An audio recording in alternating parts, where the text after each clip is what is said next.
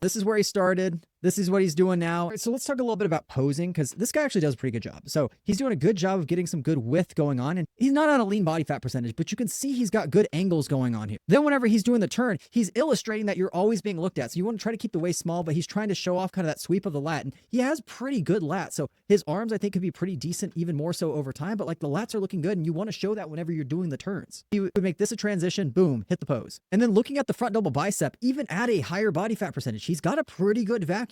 A lot of people cannot do a vacuum like this. I can't do a vacuum like this. I am lean, and my vacuum does not look like this. His lats are also relatively low, and he's got good mass in them. And then looking at the bicep and tricep, we're not looking at a ton of roundness, but we do have good mass, especially the forearms. We do have good mass. And as he cuts down, he probably would be surprised how much vascularity and how much roundness he might be able to have, but it's still not going to be one of his advantages compared to people who have naturally very round musculature and very high vascularity in their distal limb. And like you could see, he's rocking the vacuum. And one of the things that I would say, though, as a critique is if we look at the abdominals, he relies on the vacuum because he's never really had as much thickness in the abdominals. I think for a physique like this, you could absolutely benefit from having a little bit more abdominal development. And I think that he definitely is doing a very good job in developing the shoulders, the trap. Being able to pose a little bit more symmetrically could be another component of fixing this up. But like if he can get the forearms rocking, if he could get the calves going, because he has these bigger kind of baggy pants on, but it's giving the illusion that he has really big calves. And then looking at the back double bicep, I think that the teres are overpowering the lats a little bit in this pose. So having bigger lats and having a little bit more infraspinatus development is probably within his best interest.